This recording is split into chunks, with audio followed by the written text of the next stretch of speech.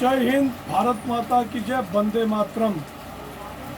दोस्तों, आप लोगों को बहुत बहुत नमस्कार।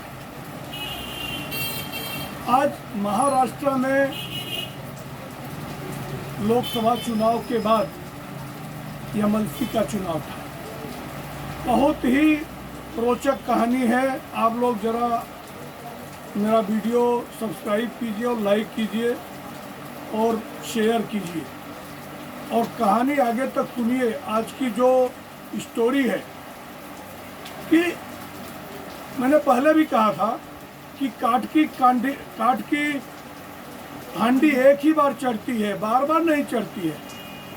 तो आज मैं उस विषय पे आप लोगों को 2-2.5 साल पीछे लेके जाता हूँ। 5 साल पीछे, जब बीजेपी और शिवसेना एकजुट होकर चुनाव लड़े थे और कांग्रेस और एनसीपी को धूल चटाए थे। 160 इतने सीट मिलके दोनों को जीते थे, बीजेपी और शिवसेना। मगर उद्धव ठाकरे जी के मन में तो पहले से ही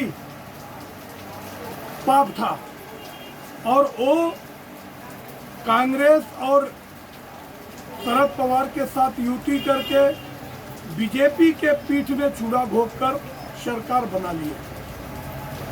और बाद में जो हुआ सबको पता है। उन्होंने हिंदुत्व को किनारे लगा दिया। आज उनको हिंदुत्व का करारा चटका लगा है।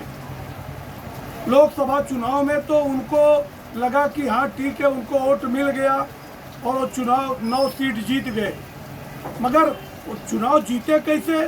शरद पवार और वो दोनों जन ने मिलकर वो 400 पार के नारे को हथियार बनाकर संविधान बदल देने वाली बात करके जनता को भ्रमित किया।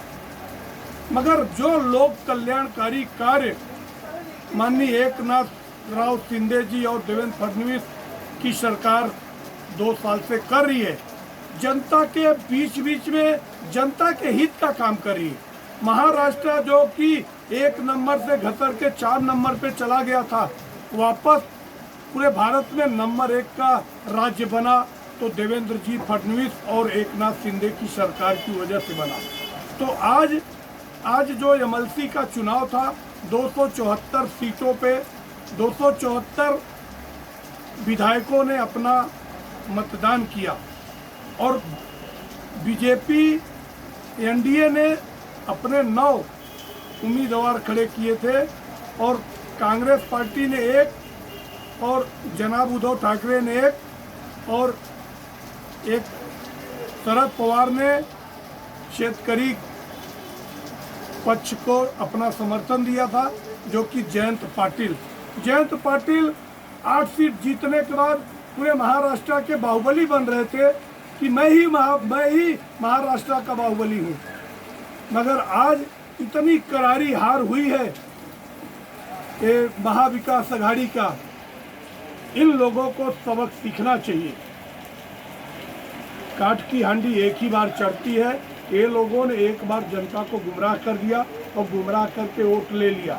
मगर जब संविधान नहीं बदला, न तो कोई आरक्षण खत्म किया गया, इसके लिए जितने भी आमदार हैं, सारे आमदारों ने मिलकर बीजेपी और एनडीए को 9 की 9 सीट जिताए हैं।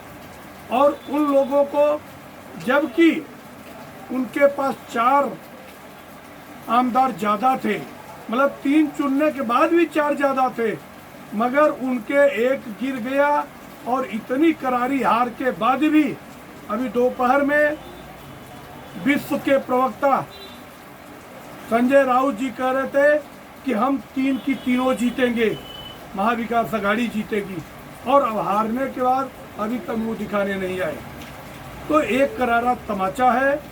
और मैं सभी चुने हुए उम्मीदवारों को मन से अभिनंदन देता हूं और उन उम्मीदवारों को, उन आमदारों को भी अभिनंदन देता हूं जिन्होंने अंतरात्मा की तर्ज पे इन लोगों को वोट दिया है। दूसरी विषय एक और भी है महाराष्ट्र से, जो कि सनसनीखेज है। कि ओबीसी के नाम पे एक महिला जो खेड़कर है, खेड़कर ने फर्जी सर्टिफिकेट से आईएएस बन गई और अब उनके घर पे बुलडोजर एक्शन होने वाला है। क्यों? ये न्याय देने वाली सरकार है। ये दलित, पिछड़े, वंचित और सभी को न्याय देगी, किसी के साथ अन्याय नहीं होगा, इतना हमें पूर्ण विश्वास है। और मैं अपने इन्हीं चंद शब्दों के साथ अपने भाई को विराम देता हूं। अगर आप लोगों को हमारे कंटेंट पसंद आ रहे हैं, हमारे वीडियो को लाइक कीजिए, सब्सक्राइब कीजिए, अपने लोगों तक शेयर कीजिए और इस राष्ट्रवादी चैनल को आगे बढ़ाइए, आपका सहयोग कीजिए। जय हिंद, जय महाराष्ट्र, जय अखंड भारत। वंदे